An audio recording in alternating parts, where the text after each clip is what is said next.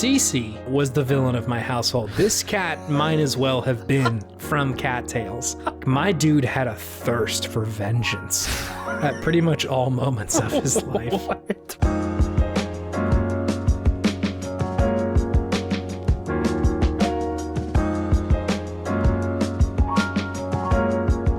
Hello. Hello. Whoa, welcome back. We're here. It's been 1 million years since we recorded a podcast last. Feels like it. So Feels like it. Long.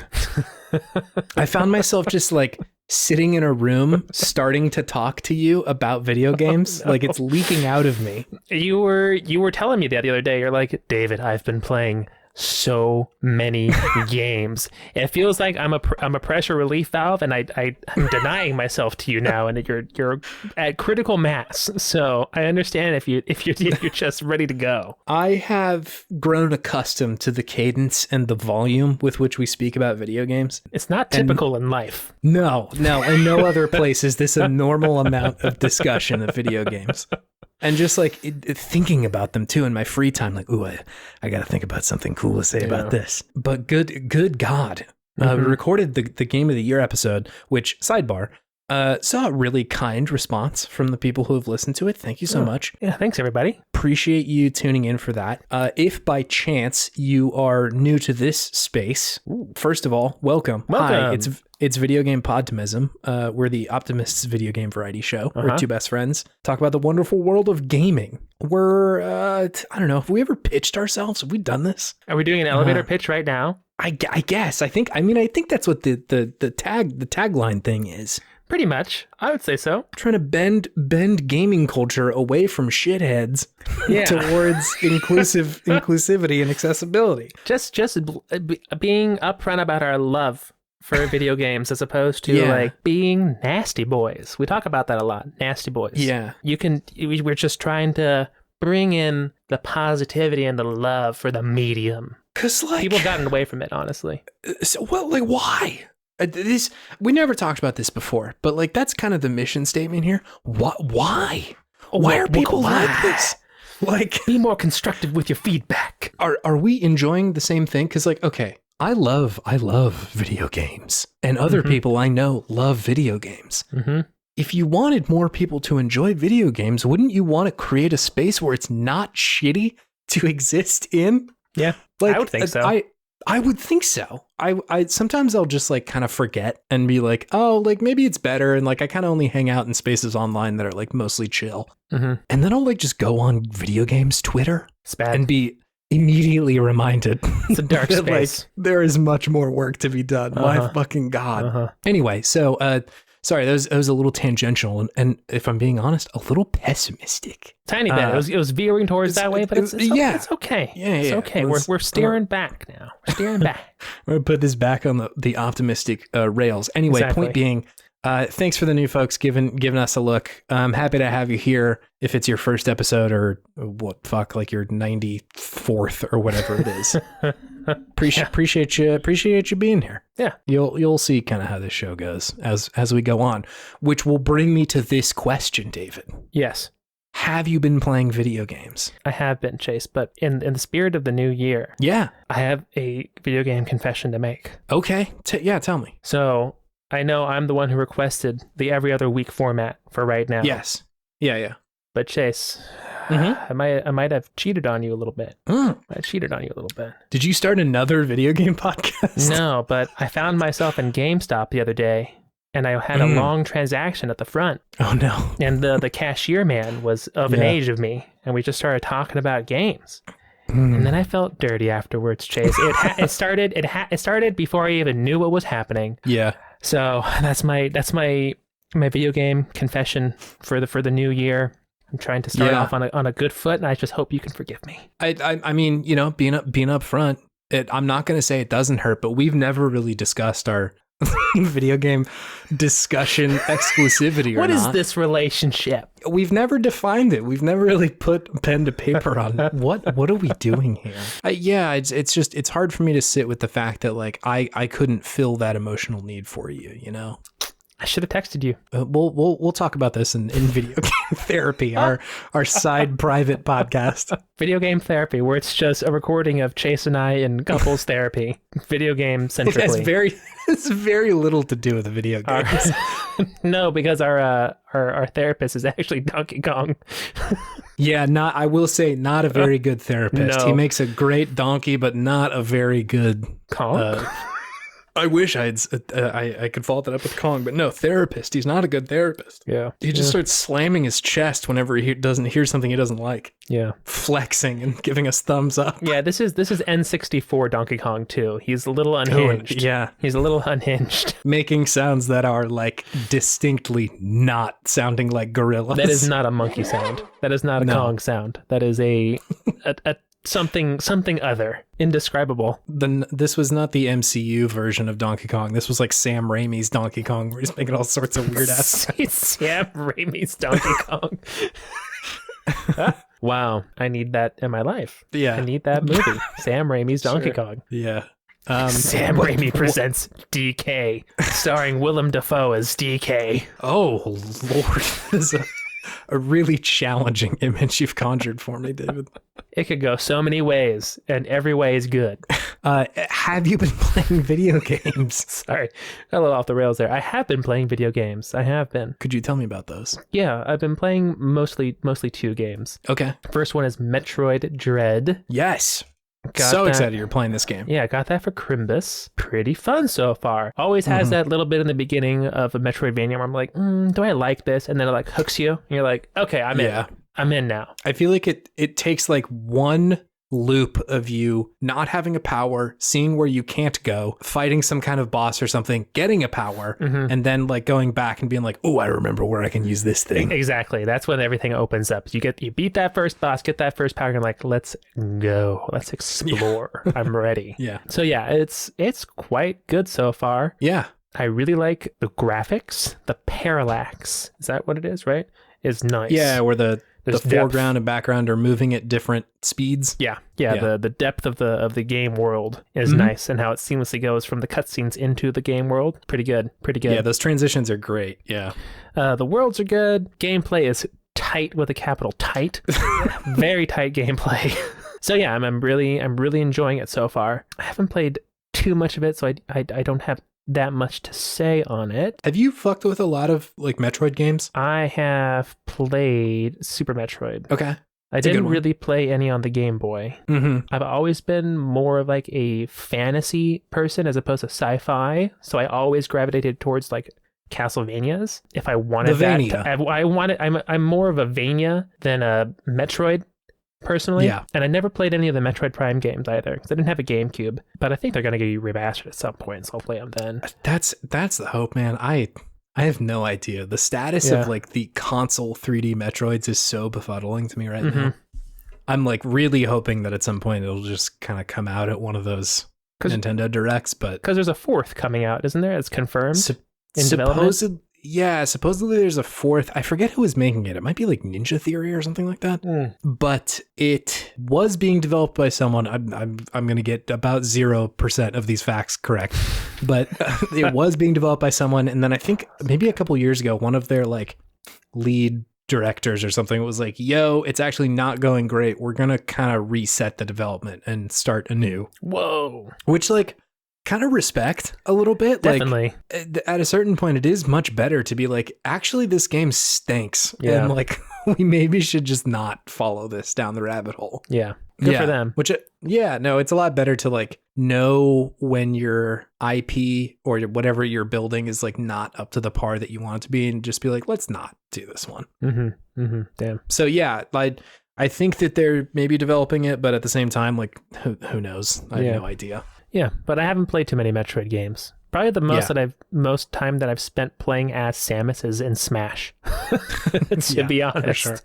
I've got a similar thing to talk about here in a second. That's hilarious. Gotcha. Yeah, I was gonna say, did you like Super Metroid? I feel like I watched you play that. I did like Super Metroid. Super Metroid's excellent. Yeah, it's a really good video game. I think we talked about that on the best Nintendo games bracket we did ages ago. Remember that? Yeah.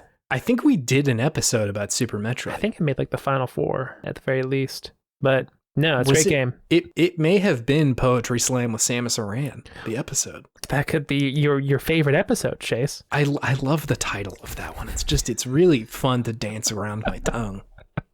Anyway, yeah, that's cool you're playing it. I really liked this game. Obviously, if you listen to the last episode, like that was one of them. It was on there somewhere. Yeah, it's a good one. I've also been playing a good bit of the game we're to talk about this week. But yes. Besides that one, I've been playing Ghost of Tsushima. Tsushima? Whoa. Tsushima, yeah. Yeah. Whoa. Yeah. Hell yeah.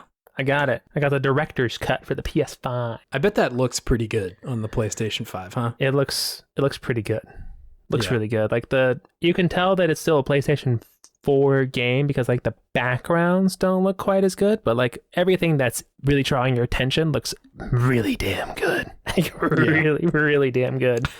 They did an amazing job on this game, and I've probably been playing that one maybe a little bit more than Metroid Dread. Mm-hmm. Just with this genre of game, it really takes a very exceptional one to get my attention. Yeah. And I don't think I've been as interested in a game like this open world, multiple story, like side missions type of game since Horizon. And this is the most interested in one I've been since then. It definitely feels like in the same vein as Horizon of like they have taken the sort of like Ubisoft model of game and sort of put a twist on it. Like definitely some is in there. There's like some of it that every now and then I'm like, I'm just kind of going to ignore this like category of missions or whatever. Yeah. Like we don't need this. But it I think adds enough, or it did for me. It added enough that I was like definitely pulled along in that game. Yeah, I just think so much of it is like the topography of the game is stunning. They really put a lot of detail and everything is very visually interesting, which goes a long way to making one of these games feel fun still. Yeah. When everything you're looking at is like new and you just want to see what's around the next corner, just to see the world. And then you see like, oh, there's also like a burning village down there. What's going on there? It's a bunch of Mongols. All right, let's go. Let's do it.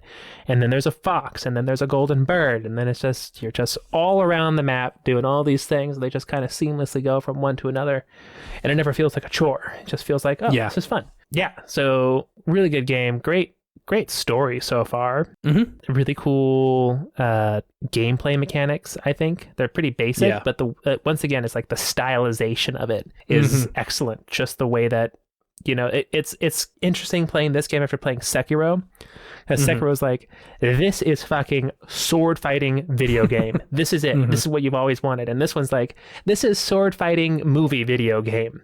Here you go. Yeah. Where it's much more stripped down, but still is visceral and entertaining and provides enough of a challenge to keep you on your toes and interested. So yeah, it's a great game and probably some of the best horse mechanics I've had in a game in quite some time. Yeah, very, very good horse stuff. Especially like thinking back to Red Dead 2, I'm like, man, that was like really riding a horse. This is like riding a horse in a movie. Once again, it's it feels great. Yeah, we're making this easy and feel good for you, not like just falling all over the place trying to get on this damn horse. So yeah, no, it's a great game, and I've just scratched such a small part of the map so far, and I'm excited to see more. I also really like the map, to be honest.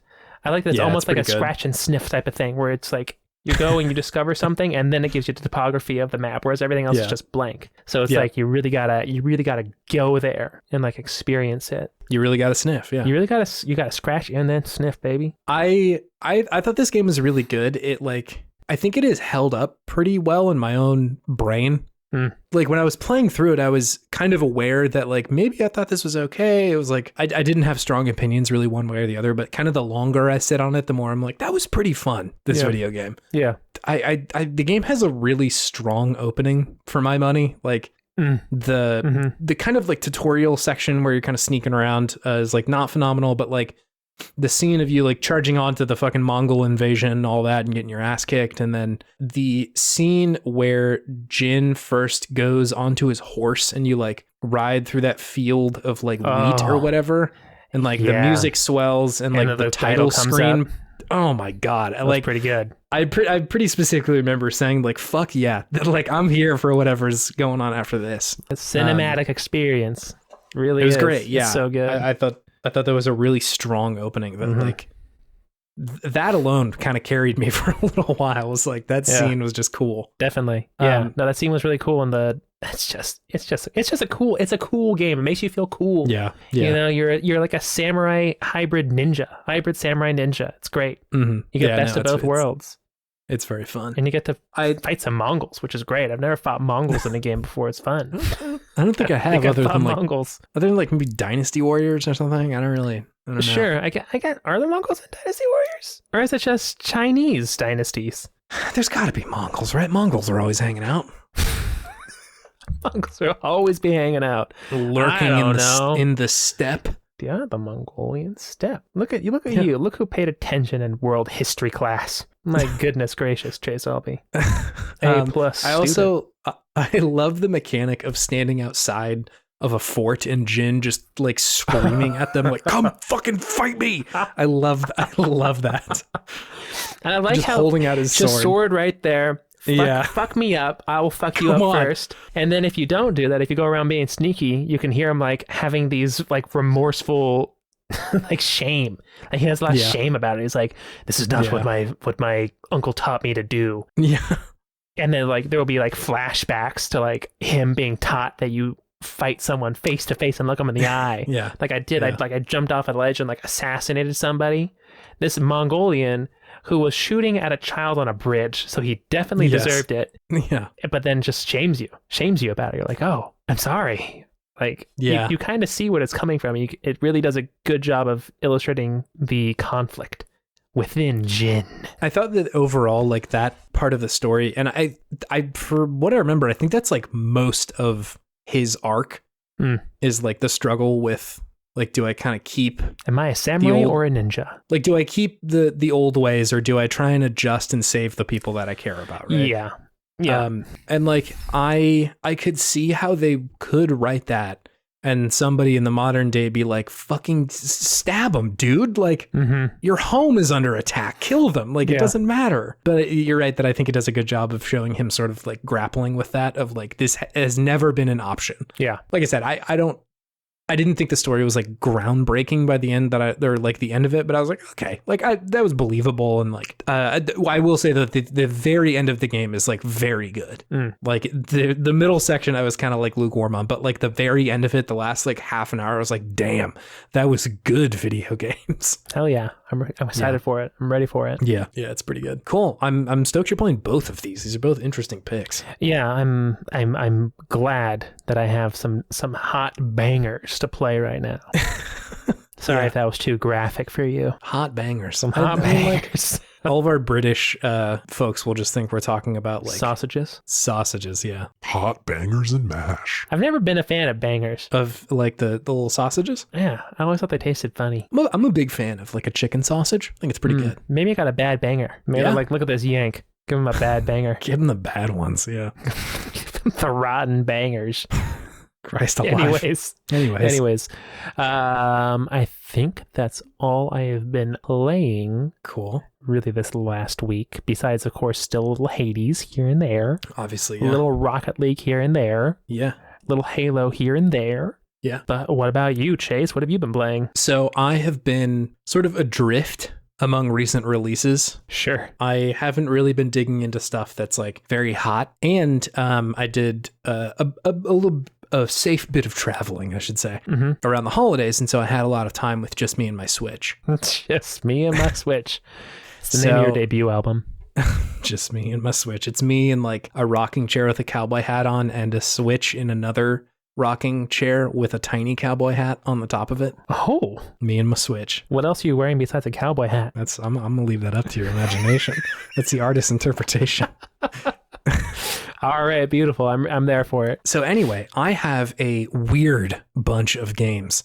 I would like to take you back to the past, David, because none of these are recent video games. All right, Chase Albee and the Funky Bunch. I'm gonna blow the dust off of these things real quick because I got some oldies. Let's hear it. The game that I've been playing a lot of is The Legend of Zelda: Ocarina of Time on the Switch. On the Switch, I've been playing this one on the Switch. All right, I have played this game a lot. I've played it I should say maybe not a lot, because one of our listeners one, Garen, has played a lot of Ocarina of Time. I've probably played this game through like 3 or 4 times. And most of the time that I've played it, I feel like the most charitable interpretation is a nostalgia run through. Like, it's an exercise in nostalgia of like, oh, I remember this part. This is fun. I like this. Because like I played it when it came out and loved it, and just have kind of gone back to it here and there to sort of enjoy what was there. But I really wanted to try and like look at this game as with fresh as eyes as I possibly could, just to see what was Ocarina really like doing that was so shockingly good. Because you see this on people's best of list all the time, and like our domain with games is usually games that have not had their time in the sun, or have something that is not so good about them, but there are cool parts about it. Sure. Whereas Ocarina, I think, is oftentimes lauded as like one of the best video games of all time. Sure. And so I've been trying to like play through it and just experience it for what it's doing, rather than like an exercise in nostalgia, like I was saying. Yeah. It's an interesting game.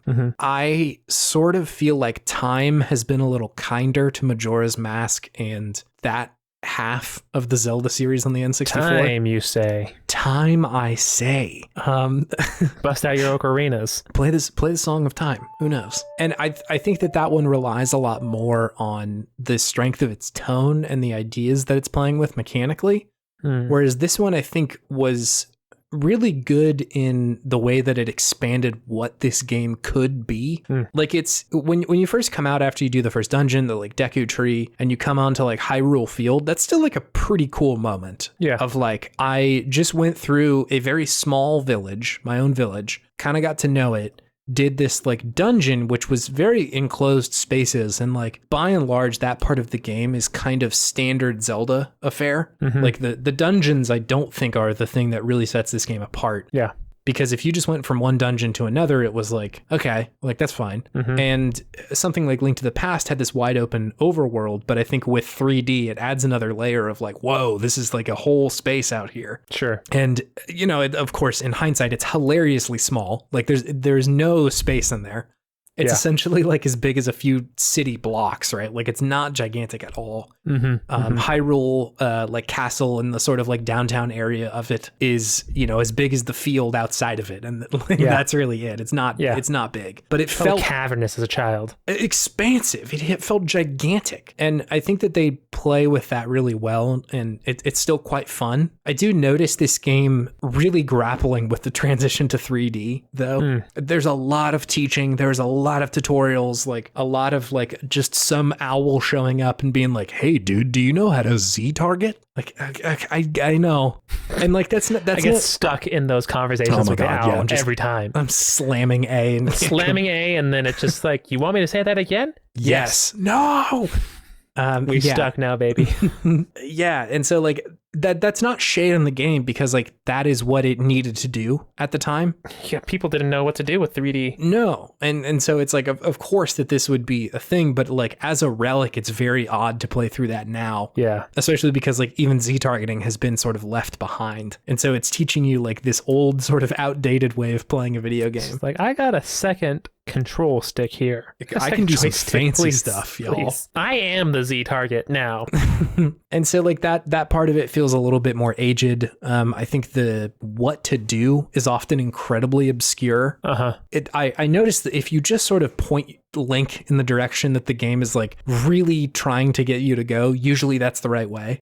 But I remember like as a kid, like getting lost constantly. Yeah. Cause like I didn't really know what to do. The Switch really this game really benefits from the Switch, because I can put it into rest mode and immediately pop back up with like, okay, where was I? Rather than like having to restart, go back, start at a checkpoint, be like, what was I even doing here in Dodongo's cavern? So it's really interesting. I think this game is like still very good, but it definitely takes the context of what was good about it to like truly, really enjoy it. Yeah. I could see somebody who like maybe played Breath of the Wild and was like, I want to go check out what's good about Zelda games. And like they play maybe Link to the Past and are like, hey, this is pretty good. I stand by the fact that Link to the Past is still incredibly fun. It's still good. It still looks good too. It still looks really good. Yeah. So I think that era of games has held up incredibly, but I could see somebody booting this one up and being like, whoa, this feels really slow. It's kind of confusing what I need to be doing at any given moment. Yeah, and that's not, again, that's not shade on the game. I think it's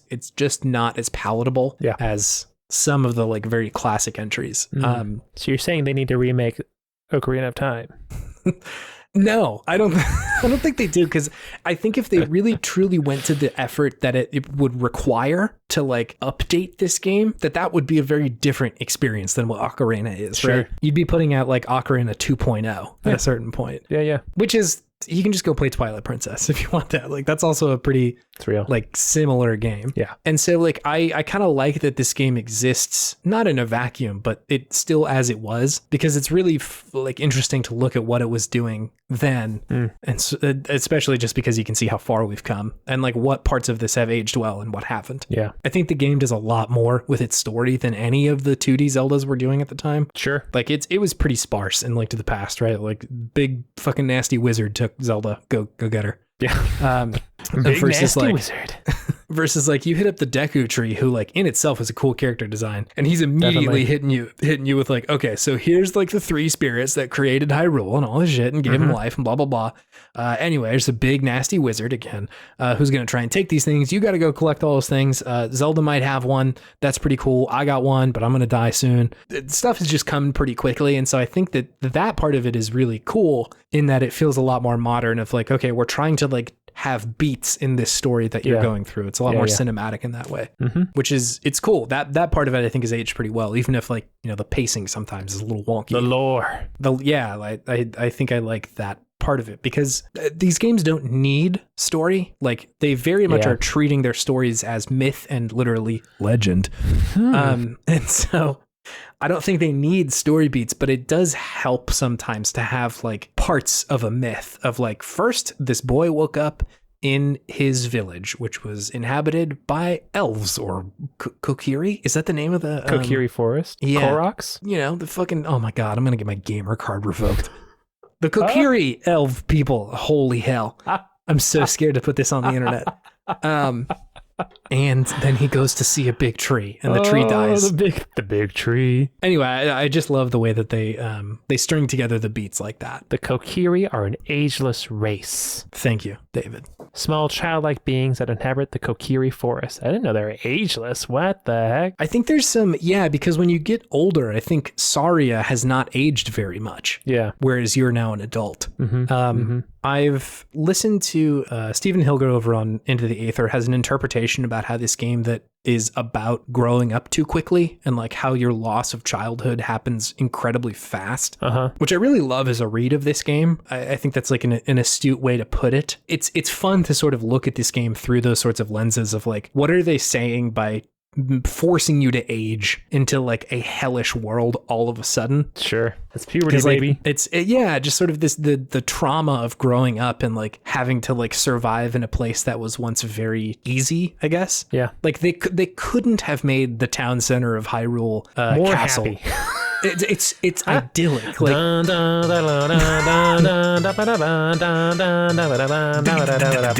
it's just people dancing in circles on the street. The people who are constantly just spinning in a circle because they can't stop dancing and shit like that. There's like dogs barking. They're so happy.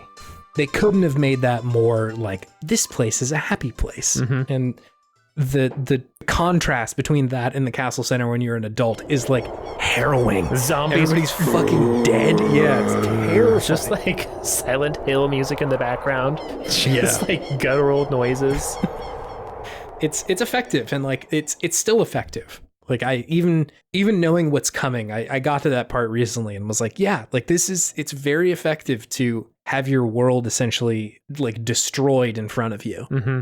And like, you know, I guess you could call it pulling your punch. I don't really know if that's the right word for it, but like you're able to go back, right? Like you can go back to being a kid and like all that sort of stuff. And so it's interesting to explore like what that might be saying with being able to sort of like wander back and forth between both worlds. But I really love the idea of like Link had to grow up too quickly. Yeah. And this is what it does to somebody, in the same way that like, you know, adverse and intense trauma when you're a kid forces children to grow up incredibly quickly and like adapt to a fucked up world. Sure. So I think that's really good read. of this game. All right. It's good. The Ocarina of Time is good, man. Mm-hmm. It's a good video game. It's a good game. I don't know if it holds up as well as Link to the Past or Majora's Mask, but it's a really good video game and fascinating to look at. You know, I've never played Majora's Mask. It's worth it.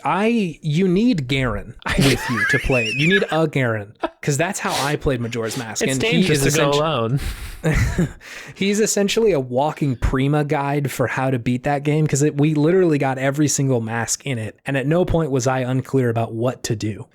And that is the way to do it, because it is kind of hard to figure out what to do in that game. I feel like most Zelda games, there's at least a good portion of it where I'm very unclear as to what to do, which I think is what made Breath of the Wild so good, is because oftentimes there isn't really anything you need to do. You just go and do things, and the game just does its thing. It's great. It's an incredible flip on that formula of, we don't want to tell you what to do because we've been trying to do that, and sometimes it's not clear. Let's just not have something to do. See me trying to play Wind Waker. Yeah, it's a challenging memory. Anyway, so then I returned home, and I have recently set up RetroArch on my Xbox Series X. You got that to work? I did get it to work after much trial and tribulation, David. It was hard. This was not an easy process. No, for me. You were a professional computer man. I can't do this. It's I'll get to this later, but RetroArch is like a very cool like multi-tool, but like you can easily fuck everything up, which I did many times. Uh-oh. Linus Tech Tips made it seem so easy. There are good videos like that where if you just follow exactly to a T what they tell you to do, it works pretty well. But then like the moment you step out of those bounds, or if you miss one step, it's fucked. Which is what happened to me. Sure. I now know a lot about RetroArch. Hell which yeah. is like, for people who don't know, it's like an emulation sort of platform where you can, import your legally obtained BIOS files for specific consoles and your legally obtained ROMs or ISOs to play video games on. Hell yeah. And something you can do recently is give yourself like a developer kit for Xbox Series X or S. It's like $20 forever, I think. Yeah. And you can install a bunch of weird shit on your Xbox Series X or S, and RetroArch is one of those things. Mm-hmm. And so I don't love playing video games at my PC. Same. This is where I do my sloppy daytime work, where I'm just out here coding up the internet, and like I don't want to turn off one rectangle and turn on another at the very same place that I am sitting all day. Totally. I get it. And so to be able to maybe do some emulation on the Series X was very compelling. Mm-hmm. Enough to take me through many uninstalls and reinstalls of RetroArch to get it right. All right. Anyway, I have gotten that to work. Hell yeah. And I have played 2 games as a result of this. Chrono Trigger. No. Damn. Good guess, though. Good guess. Chrono Trigger's a great game. Yeah. If I had the whole world, all the video games past. Metal Gear Solid 2. No, but I did legally obtain that. Okay, nice. So that is on there. Uh-huh. I have downloaded and played, not beaten, but playing. Uh-huh. Megaman Legends, David. we at it again. Just when I thought I was out. He downloads RetroArch on a Series X, and I'm right back in. Listen, we have already done a full episode on Mega Man Legends and why I think it's cool, so I won't like berate the point, but like, man, I love this game. Belabor the point. Sorry. It's really good. It is overwhelmingly like chipper and happy-go-lucky and bright. Uh-huh. The game has like stakes, but by and large, your like main antagonist for a lot of the game, the Bonds, are like Team Rocket-esque in how effective they are. Sure. Like every now and then they do something kind of fucked up, but by and large, these people are not effective at being villains. And they're mostly like charming and likable. So like, it's just not that big of a deal when they show up. In the beginning of the game, you essentially like crash land on this island, and there is hints at a like worldwide ecological ecological calamity has happened, because the whole world is covered in water except for these little islands that dot around. Oh man. And they really don't ever hit that very hard. It's kind of like a Ghibli movie. It's in that like there are some very dark implications about the world that these people live in, but sometimes it just kind of, they're like, we're just going to let your imagination go with that one, which really works for me. You crash land on this island. It's so nice. the police show up and they're like nice to you. They're like, hey, we saw you crash landed. Are y'all good? Like we should make sure you're okay. Like your ship looks really bad. And so they like help you out. They're like, we're going to get you like authorization to like go hang out in our city, but we're being attacked by pirates. So like it's a little weird right now. It is so very sunny on this island. Like the sky is just like the brightest shade of blue that I can imagine. Literally the only thing that happens when you're outside as far as sound goes is Mega Man's feet, which you know I love. And can you make the feet noises? You love that. I mean, it's not about the sound. I just, I'm a big fan of Mega Man's Does anything feet. about Mega Man, especially his Love feet? it. It's just his. I don't like anybody else's. Exactly. And the only other thing you can hear is the chirping of birds. Oh. And so like the outside of the city, there's not a lot of music, so it's very like open. And like it looks simple, but like just so pretty. It is my happy lamp of a video game right now. Like it is helping me combat seasonal depression. Happy lamp. The sun sets at 4:30 in Seattle right now, and like that is my like God. it's getting dark at 4. Like the sun is down by 4:30, and so like how long is the sun even up for? I think it comes up around like 8:39. There is not a lot. 8:30 or 9 is sunrise. Sorry, the app says 8 o'clock. Okay, Which I was up. I was up at 9 a.m. 9 a.m. is when the sun is like out. Sure. Because I was up at 8 o'clock today. It was not very bright outside. It was particularly dark. Getting bright. That's correct. Yeah, and so gotcha. like there is not a lot of daylight right now. And this game is just like a warm, delicious blanket. Oh yeah. That I can envelop myself in when it's so dark outside and just like jam to the mall music that they have in there. Sweet. It's very good. Nice. It's a simple game. Like I'm also trying as hard as I can not to like over nostalgia myself with this game. It's really hard because I like this game and just sort of living in the nostalgia of it. But it's not a very complex game. It's not expansive. The island is not huge, but I love the way it's structured. I love sort of the upgrade systems and like getting new stuff for your Buster Cannon and new weapons and shit like that. So it's just treating me really well. I've also realized this time that the faces are incredibly expressive in this game. And I was like, I don't understand really why. And after playing through Ocarina of Time, I realized that the faces are not polygons. They're mostly just a flat surface. And they draw on like textures, like animation, essentially. Yeah. And so they can make their characters' faces look incredibly expressive because they're just like drawings. And so like the characters themselves, I think are like pretty good. None of them are like compelling or like, have huge character arcs, but like they're charming and fun. Like Roll, your best friend, is like very cool. She's like a mechanic, just like loves to fix shit. I love that. Hell yeah. Mega Man's like kind of a goob, but like he's cool. Like I like him. The voice acting in it, while like it can be really stiff at times, like the cadence of it is like something about PlayStation 1 didn't know how often or how quickly to play voice lines. So like you'll walk into a room, talk to somebody, and they'll be in like, "Hello, my friend. How are you doing?" And like that level of pause between the sentences. Yeah.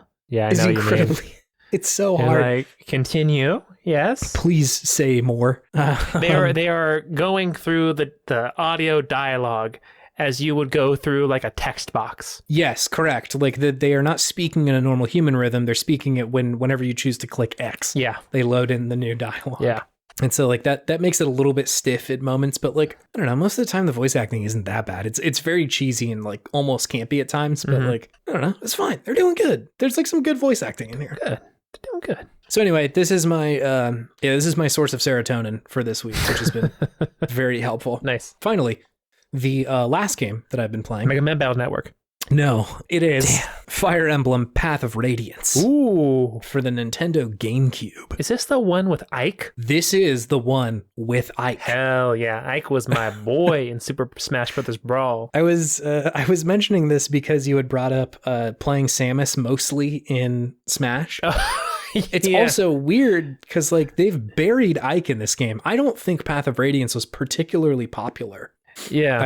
I don't really see it on people's lists of like, this is one of the best games, where like a lot of the Game Boy Advance Fire Emblems are usually among like, this is the best of the series, or the more recent ones, or like the ones on DS and 3DS, I feel like are like they're played a lot, but like I don't see the GameCube version getting a lot of love very often. Sure. Which is wild given how popular of a character they have turned Ike into via Smash. Right? He's all over the place. He's all over the place. Like, he's all up in that game. And he's been in there for a while, too. Like, he was in Melee, wasn't he? No. Brawl was the first game he was in. Brawl was the first one. You're Brawl totally was the right. first one. It was just Marth and Melee, I believe. I think Roy was in Roy Melee was well. in it too. That's right. So it's pretty bizarre playing as like Ike because I mostly know him as a Smash character. Right. It would be as if like Master Hand showed up in this version of Fire Emblem. Like, what? I didn't Master Hand of all Smash characters. Well, I was trying to think of one that isn't isn't the in only another Smash game. character. Yeah, the original Smash character. The original Smash villain.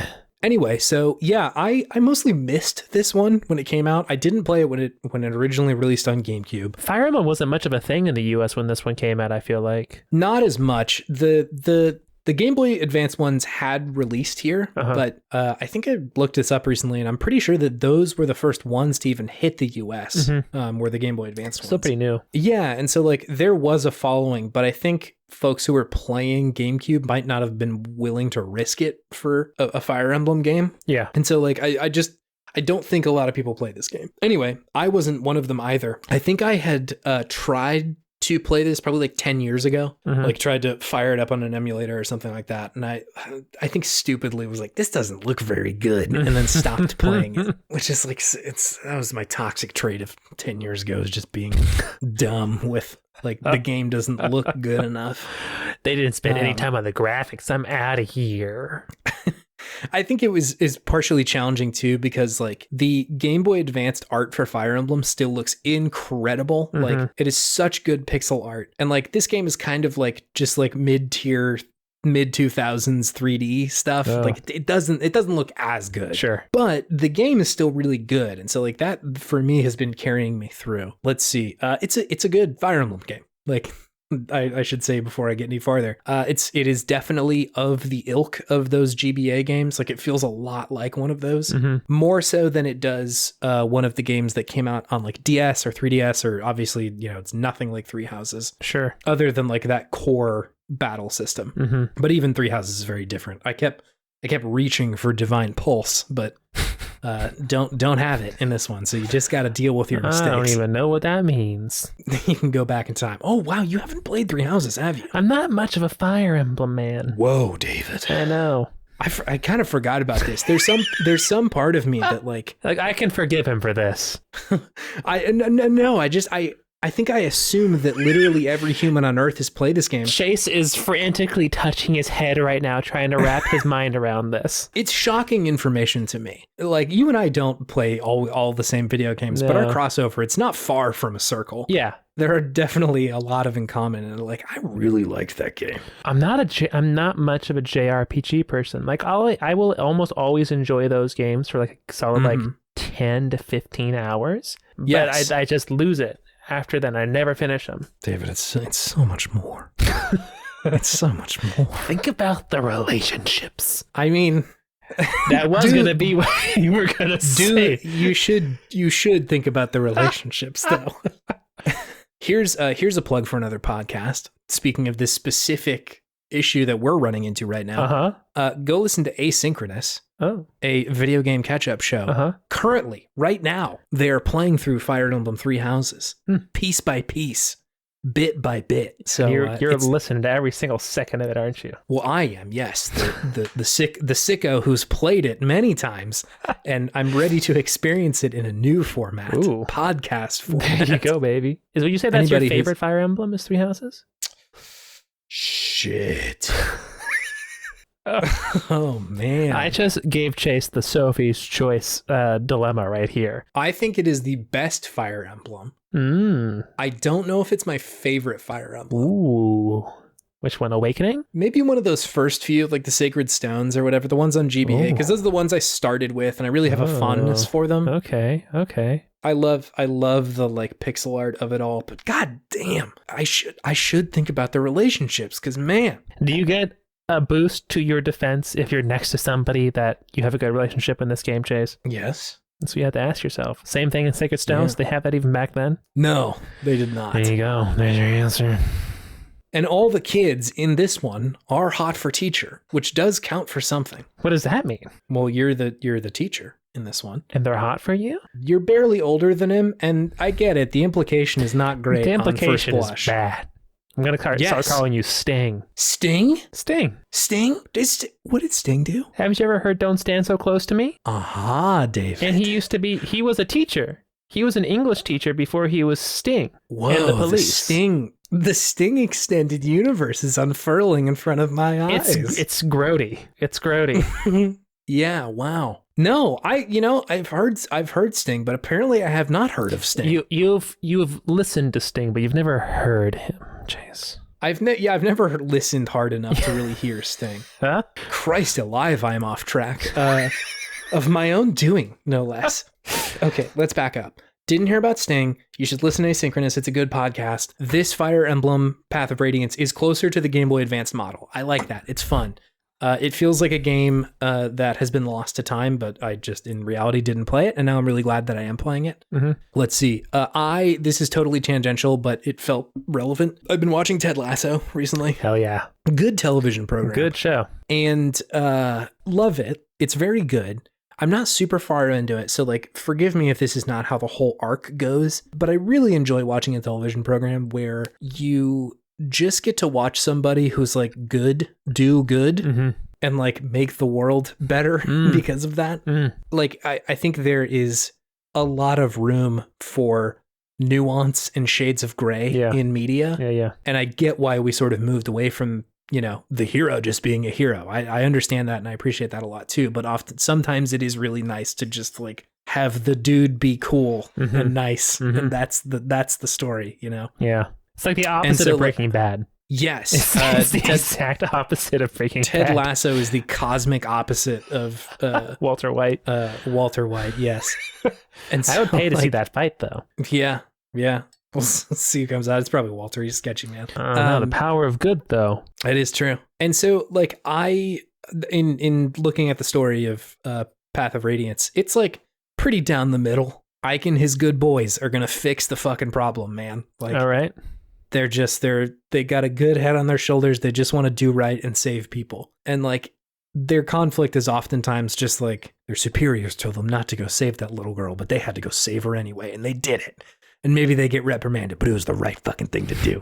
Like those stories are goofy and I think don't add a lot to like my understanding of like storytelling or anything, but it is nice. It's nice to just have like the good folks. They just did good until the game is done. Like that's very much what the story is doing here. I don't think there's a lot of like the bad the bad guy will walk into a room not yet revealed that he's a bad guy in like a cloak and like a pencil mustache. Oh, sure. Yeah, I know what you're talking about. And like the dark eyes under his or the dark bags under his eyes.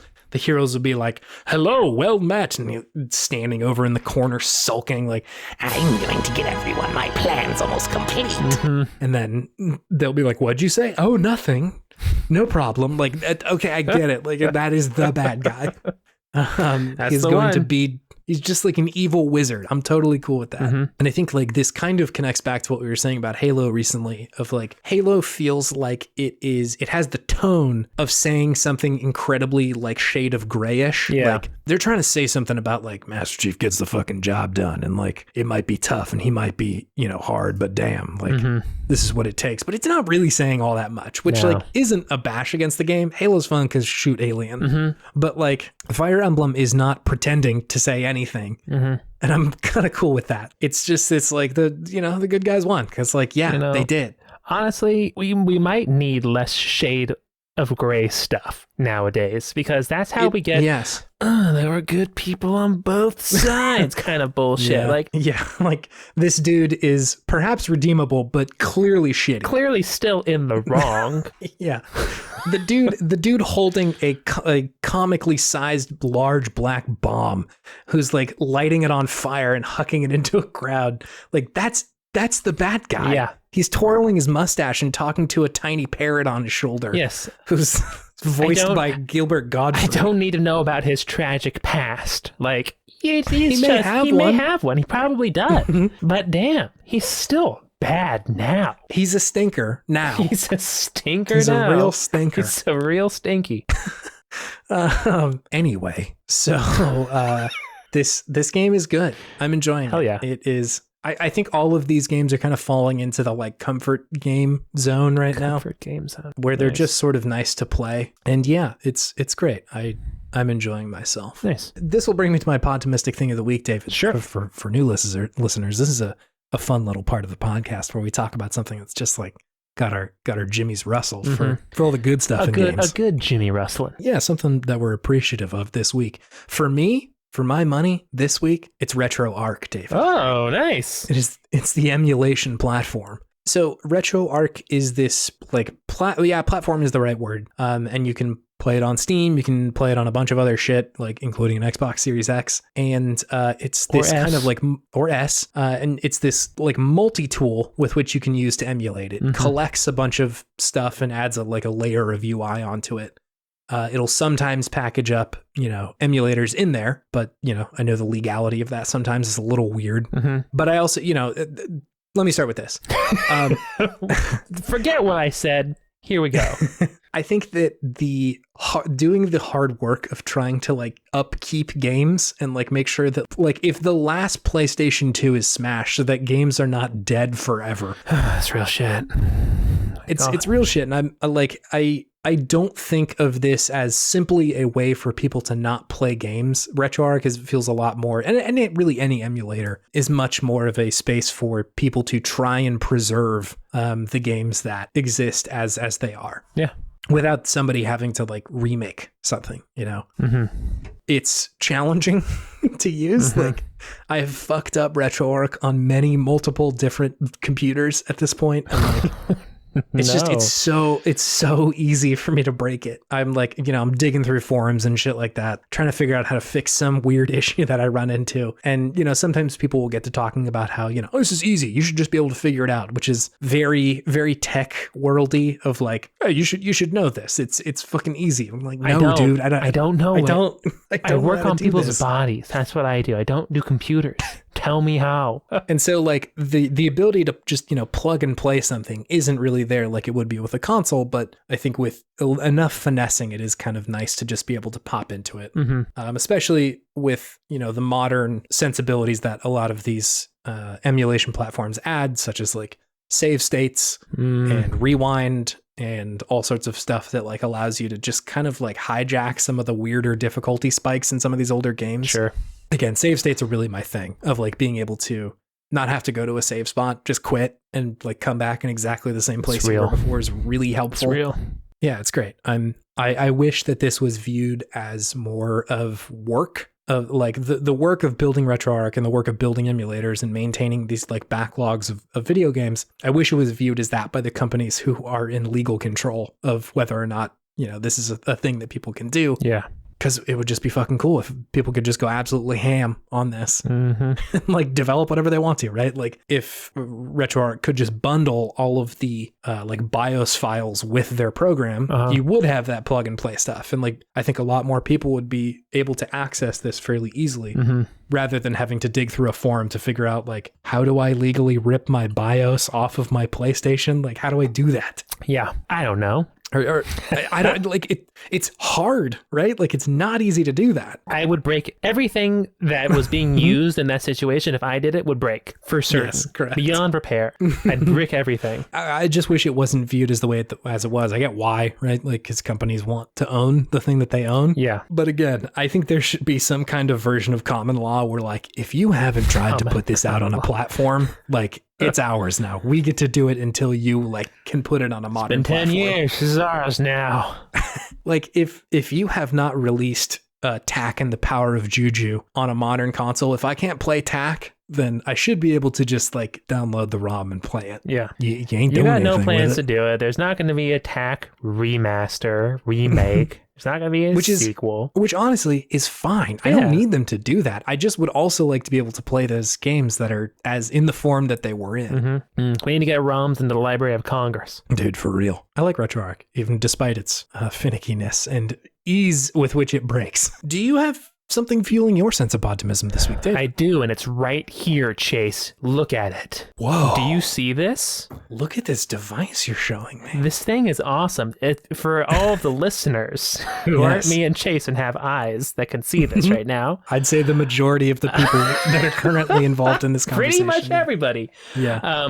But for Christmas, my cousin, he backed this device that I have in my hand on Kickstarter, and he got the actual version, right? And this is the prototype. But what it is a clip that goes onto your Switch Pro controller and then also snugly fits the Switch itself, sans Joy-Con. So it's like a little docking station for the Switch. And then it like folds ever so nicely down like this. So you have the best of both worlds, in my opinion, for the Switch, in that you got this nice ergonomic, tasty controller with the game just right in your face wherever you want to go. Wow. So that is my Podtimistic thing of the week, because it's quite nice to use. It feels good on my hands. Yeah. It feels good on my eyes. It has a nice kind of weight to it between the Switch and the controller. It doesn't feel like it's off kilter at all. It just has a nice balance. Yeah. And it's really fun to play Metroid Dread and the other game we're going to talk about this week on it. Yes, that looks cool. It looks like you've built like a gigantic like DS without the bottom screen. Like it's just the controller. Pretty much. And it's all 3D printed, I'm pretty sure. Oh, that's cool. With like a little bit of coloring flair on the sides. I think I bought this thing for M a couple of Christmases ago, and it's like this thing that goes around your neck, and it's like this long piece of plastic that's like fairly stiff, and it connects up to this slider that I bought it for it because it would hold a phone. And I was like, look at how cool this would be. You could hold your phone just by like laying down. It would just like be behind your neck. Yeah. This device would be behind your neck and it would hold your phone. I tried it on the Switch and it did fit. And so every now and then when I'm feeling real like I need to take a, siesta or a trip to Cheeseburger in Paradiseville or whatever, I will put that on. I hook it up. I put just the Switch screen on it. And so I get some Joy-Cons on the side. Exactly. I can lay down in a completely neutral position. I am not engaging any muscle other than like my fingies. And it's deeply relaxing. Treat yourself. 2 Christmases ago, I put in probably like 40 hours of Stardew Valley over a Christmas break, just in that position. 40 hours. Like... It works a work week worth of Stardew Valley. I mean, gotta work on the farm, baby. I get it. Yeah, dude. Gotta get that farm going. That's fucking funny.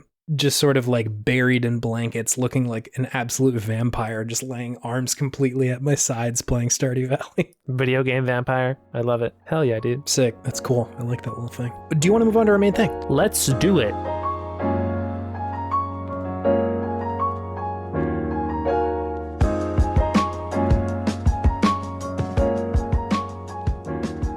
Hey, David. Hello.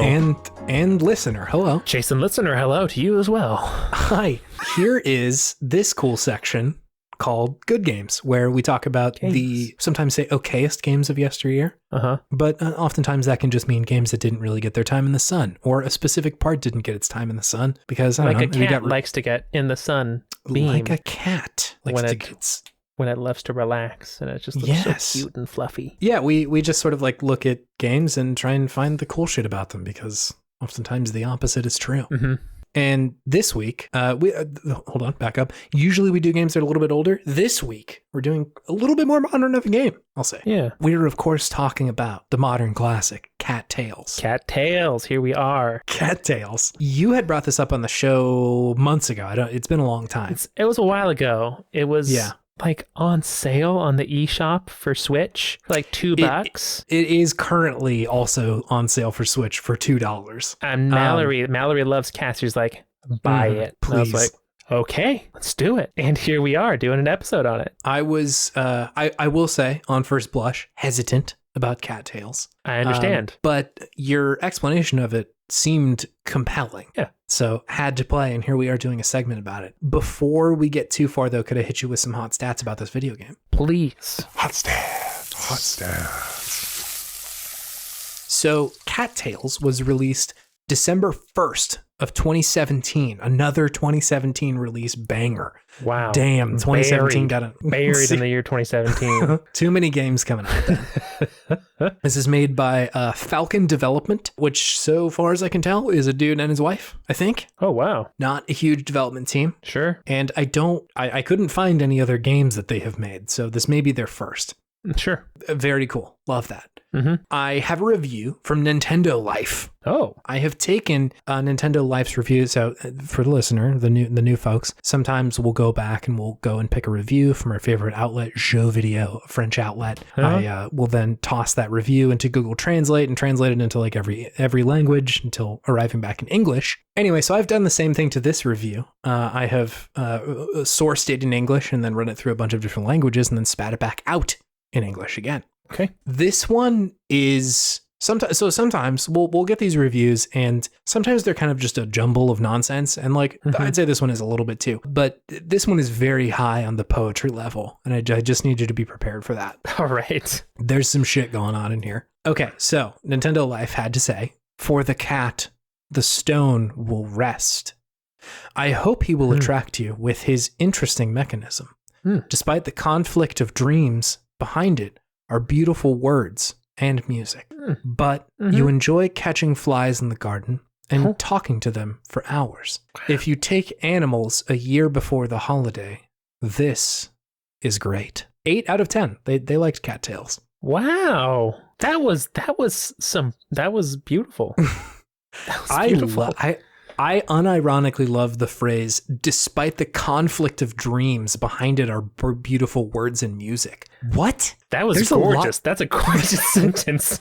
There's a lot going on in there that I could chew on for a little while. I could write a pretty sizable essay in AP English about that. To what degree does Nintendo Life think that dreams necessitate conflict? David, could you explain to me what Cattails is mechanically? Cattails is a top-down kind of like slice of life game where you play a cat who has been abandoned by its family, sent off into the wilderness to live. You then meet a very mysterious magical cat who tells you about the different tribes of feral cats that live in this area. It's true.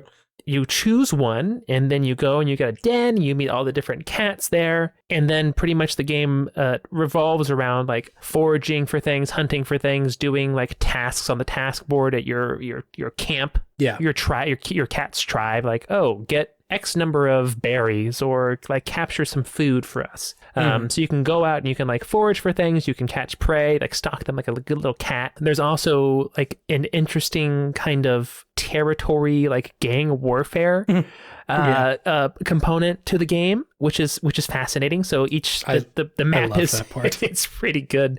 The map is a bunch of different squares. What's one big square, and then each square is like an area you can explore. And if you look at it, it says like how much control each cat tribe has over it, and there'll be random skirmishes in certain parts, and you can gain more land to be the top cat tribe, which is probably how I spent most of my time playing the game. Me too. Yeah. Waging cat war. Exactly. But there's also other good things. There's like romancing in the game. So it's almost like Stardew Valley-esque in that way. You can upgrade your den. You can eventually even have like, if you romance someone enough, you can have kittens with them and have like a little kitten den. And there's a pretty like weird and like magical mystery story going on at the center of all this. It's a very wild game. There's a lot of stuff going on. Yeah. I unironically like this game. It's fun. Yeah. I think on paper, like describing it seems a little wild, but it's like, it's very good. Yeah, that it's made by 2 people, if that is true. I'm pretty sure. Pretty impressive. Like, there's a lot going on in this game, and it's all done fairly well. Yeah, I mean this in the nicest way possible, but it feels like a Nintendo DS game that has come out on Switch like years later. Like the visuals of it and sort of the mechanics of it are like, damn, somebody really put a lot of effort into these mechanics. I feel like sometimes buried in the DS library, you'll find just some crazy shit of like, how did I miss this? Yeah. Was it like Pocket Jockey or something like that? Pocket Jockey. It's this game where you're a jockey, and the way that you play the game is that you play solitaire, and the better you play solitaire, the better of a jockey you become. So it's almost like a deck building game then, Chase. A little. There's a deck. You don't build anything. You just play solitaire. It's a solitaire game with something else on top of it. Yeah. But shit like that where just randomly there is some wild innovation that just sort of came out on DS. Mm-hmm. It feels like a similar thing here of like, there are a lot of mechanics in this game and they all fit together pretty well. Like I never felt super overwhelmed by a lot of the shit that they were throwing at me. Yeah. So that was a relief. Yeah. I loved the territory battles. Those are so much fun. You just roll up on like a gang of cats beating the shit out of each other.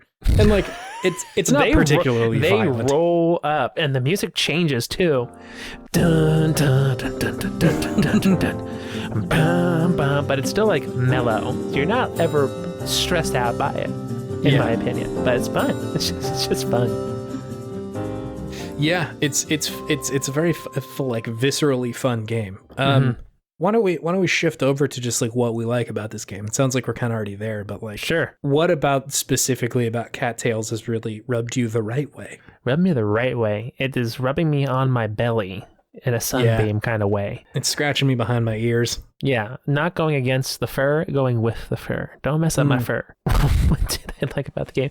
I like how intricate it is. How many different mechanics are in the game for a game that seems on its surface so almost like shovelware-y, if that's not too nasty boyish to me. Because it doesn't seem like on its surface a game that would provide you with this much, and whenever it gives you a new mechanic that's like well thought out, you're impressed. You're just like, oh wow, I didn't know they were going to have like romancing options in this game. I didn't know there was going to be gang territory warfare in this game that's actually engaging and has like this interesting kind of strategy to it. Actually, all these different like power-ups, these skill trees, these different powers you can equip and upgrade, and then there's just so much to do that you can really get kind of lost in the game, even though it's not like a huge sprawling like Ghost of Tsushima game. You still kind of get that same gameplay loop of one thing leading into another.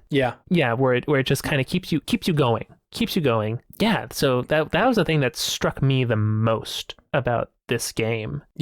Was just the depth and the execution of everything and how it was done.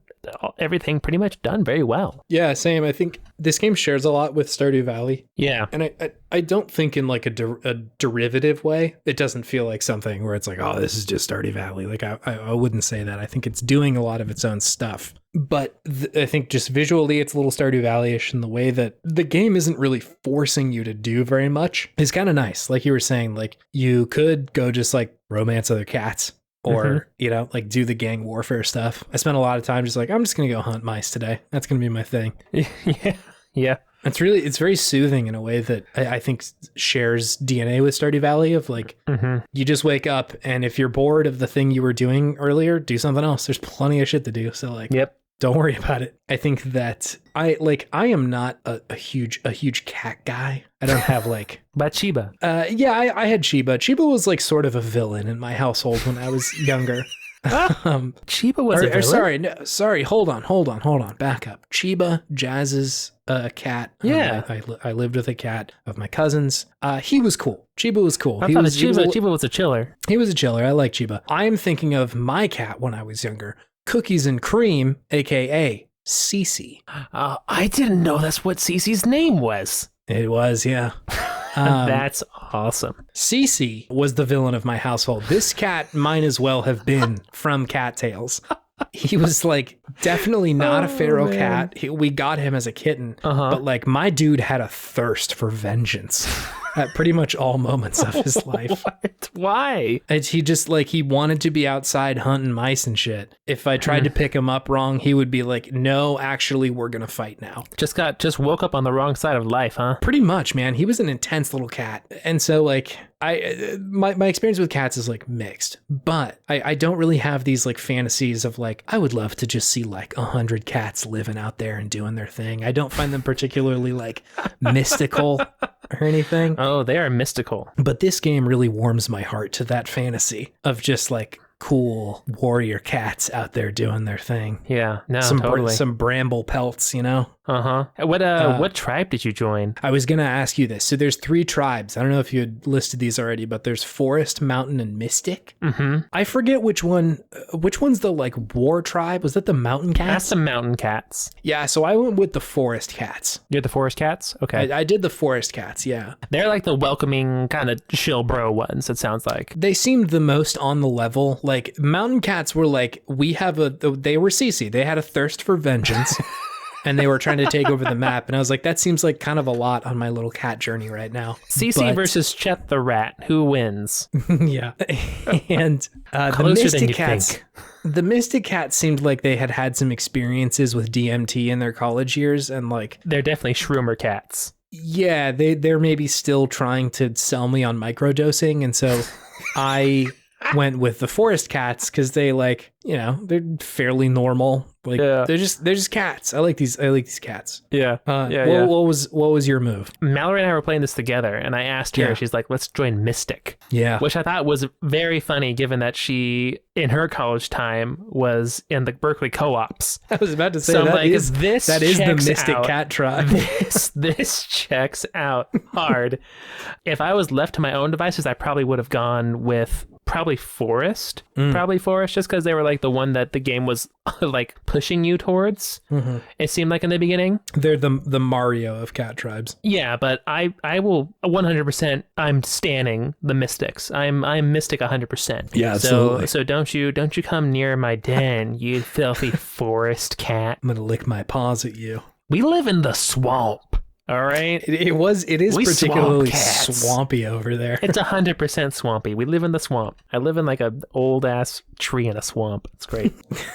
I love the lore of this game.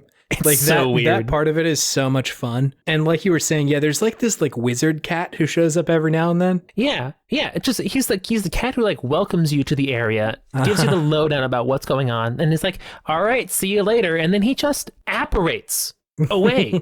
He like turns into energy and leaves, and you're like, no explanation, just I'm gone. See ya. Coco is his name, I think. I think so. Yeah, that cat owns. I loved that one. It's very good. I like I said, the lore of it is just compelling. I love the different tribes. I love the magic wizard cat. That's what I'm here for. If somebody said, hey, you can be a cat in the forest, and like, okay, but like, hey, they have tribes and wizards, like, I'm in. And secret temples that have like magical monoliths on the inside. Yeah, let's go. Did you get to that part? I don't know if I did. Yeah, there's a temple in the middle of the map. Mm-hmm. And you get inside of it, and there's like monoliths that get activated by your presence. So right. you're also like the chosen cat. You're the chosen cat in this game. The prophesized cat, which is great. It's a great thing. Yeah, no, I love that. That's very good. Cattails. That's it. Did you have anything else that was burning for you? I don't know. This fits within the same category of the games that I've been playing recently of comfort games.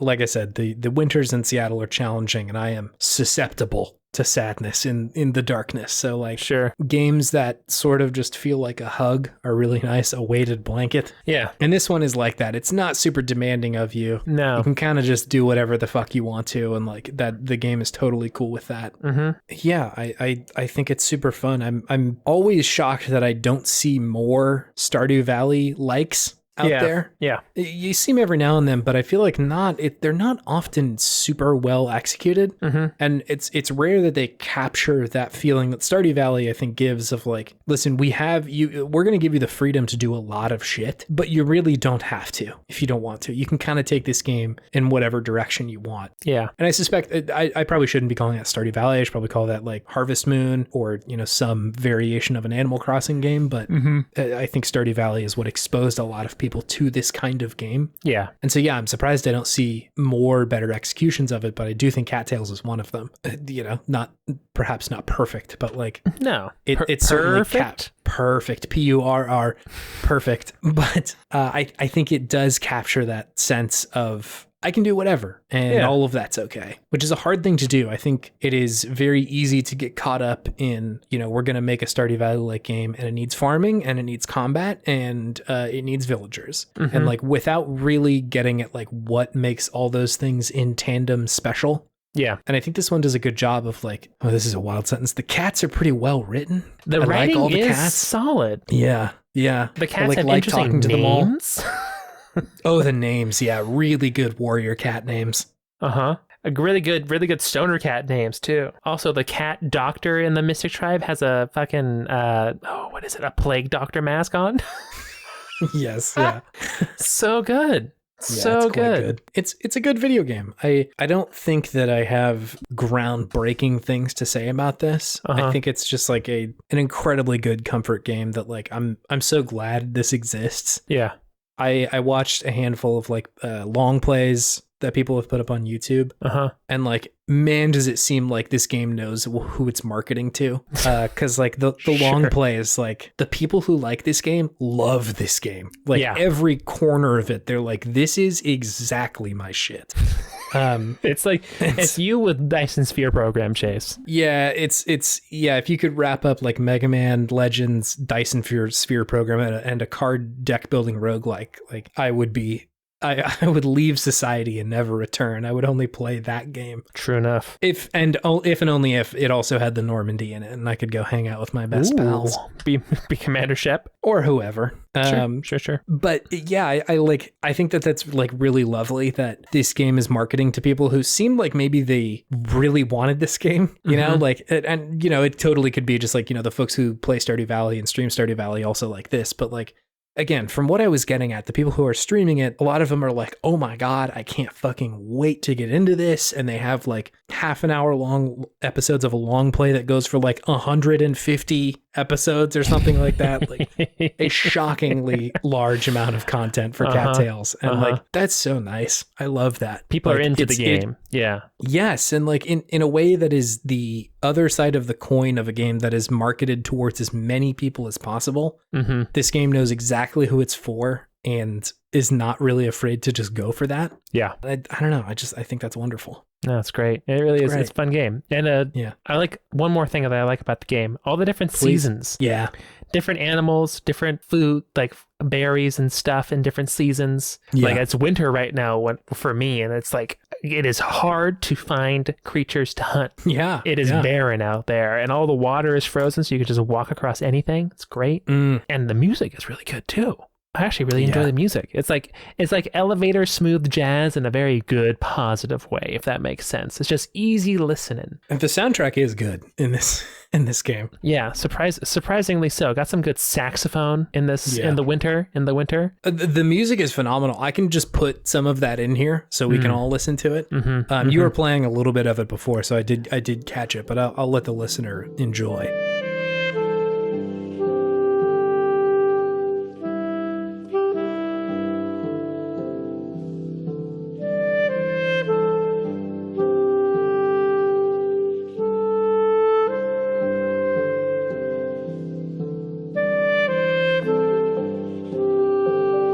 Good stuff. I love the vibe there. It's very, very good. It's a very vibey game. The vibe is what connects it all together. Yeah, absolutely. I think that's all I got to say about Cattails. You got anything else you want to add? I don't think so. I think this game is lovely. That is probably the best way to describe it, is lovely. Yeah. Right. It doesn't demand a lot from you. Doesn't push you. It's just like, I'm Cattails. Come and play me when you want. It's going to be a good time. True. Hell yeah, Cattails. Hell yeah, Cattails.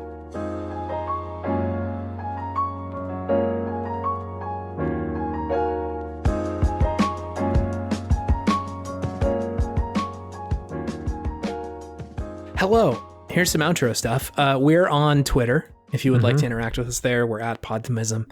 It's a Twitter account. You know what you're in for there. If you would like to email us, you can do so by emailing podtimism@gmail.com. We'll email you there if you want to. If you would like to support the show, there's a couple of things you can do. One, you can review it on Apple Podcast, or fresh, hot, new, that Spotify review. You can do it there too. It's much easier to do it on Spotify. You can also follow us on Spotify. You can also follow us on Spotify. That's the thing. Spotify makes it a lot easier to like show some support. The other day, I was like, "Hey, I found a new podcast that I want to review on Apple Podcast." It sucks doing that. It's hard to do. I thought that was your review for a second. I found this new podcast I want to review. It sucks. I don't gotta like let this the one. people know. Does anybody else not like Radiolab? No. Chase Nastaman over here. Yeah, sorry. No, Radiolab is a total bop. You can do that on Spotify. It's much easier. It's much nicer.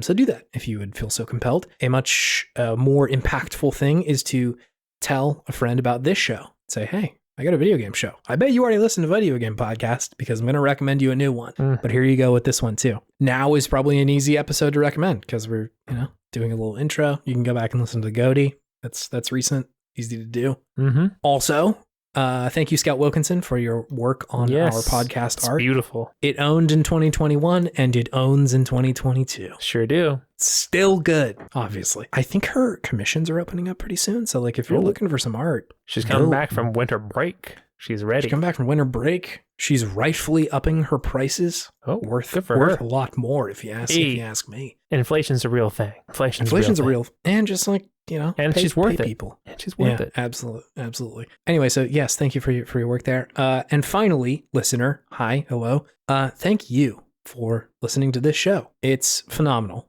to have you here. Mm-hmm. We're so grateful to be able to make. Wait, what? Sorry, it's just it sounded like you were saying our show is phenomenal. Thank you for being here. Listen, this is the listener, best it's podcast. Phenomenal. This is phenomenal. This is what you're listening to. A real phenomenal. Good podcast we got here. I'm so glad that you got to listen to it. Holy shit! Can you imagine if that was our outro? Chud Buttby coming out. That was definitely Chud Buttby. Let me rephrase. Oh, wait, did you say Chud Buttby or Chud Buttby? I said Chud Buttby. I like Chud Buppy. That's a freshman Chud guy. Bubby. It's like a grandpa or something. Yeah, Chud Buppy. Is that what you said? Like a double P? Bubby or Buppy. Chud Buppy. Chud Buppy. I think that's a good one. Oh, no. Chud Buppy. Yeah. Chud Buppy. It has like it has a Giuseppe cadence to it. Chud Buppy. It sounds like a variety of deep sea fish. A chud buppy. I definitely swam next to one of those in a like Subnautica or Abzu or something like that. I definitely swam next to the Chud Buppy. Christ alive. Ooh, that's a good one. What I was saying is that we appreciate having you here. David and I love making this thing, and we're so happy that some of you like listening to it. Yeah, it's fantastic that you listen. Let us be clear. It's a lot devoting listening time to any podcast, and so we're flattered that you're here.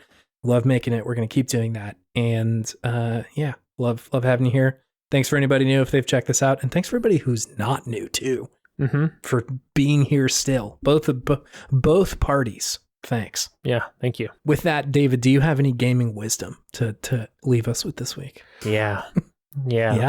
I do. If you're abandoned, if you get abandoned ever. Yeah. Just know that it's not an end, it's a beginning, Yeah, maybe you're gonna find a new den to call your home. Mm-hmm. You need some new people. Maybe some of them are very interesting people to you romantically. That's good too. Maybe you get a sweet little turtle friend who follows you around. Did you ever get a companion in that game, Chase? I think I did. Yeah, I got the turtle. Turtle's cool. Nice. Yeah. So every ending is a beginning, I guess, is what I'm going for. That's like genuine gaming wisdom. Yeah. Welcome to the new year, baby. 2022 is filled with nothing but actual gaming wisdom. Oh God, I can't keep that up. I can't keep that up. I like coming in here and saying some boo-boo bullshit every now and then. So I was going to say, it puts a lot of pressure on me to follow up next week's gaming wisdom with something honest. You got 2 weeks to think about it, so I'm expecting some fire. Come on. David, I put up bricks in this segment absolutely regularly. I love whatever you say, Chase. I love it all. I appreciate that, but let's not get it twisted. It's usually not good advice at all. Doesn't have to be. Sometimes people just need to laugh, and that's the wisdom of the week. He has a good, mirthful chuckle. Jesus, that was 2, David. That was 2 gaming wisdoms. Sometimes the wisest thing you can do is laugh. Stop. You got to stop with the gaming wisdoms. I am become wisdom. I'm going to come in here next week and say, like, French fries are my favorite snack. And nobody's going to know what to do with that. Like, it's not even wisdom. I like to dip French fries in my milkshake. It's salty and it's sweet. Okay, but that's closer to actual wisdom because that does slap. That is a good snack. I like French fries. This is Chase Albee signing off. You stay classy, French fries. Hold on, though. The first time, I think you were the person who introduced me to French fry in milkshake. Was I really? I was incredibly hesitant about that fact. You were incredibly hesitant about most things food related when we were younger. Didn't like a lot of variation. This checks out. I think you saw me do it and you're like, what are you doing? Mm-hmm. This is disgusting. I hate everything about this. And I'm just like, try it, baby. Yeah. It was cue a whole new world.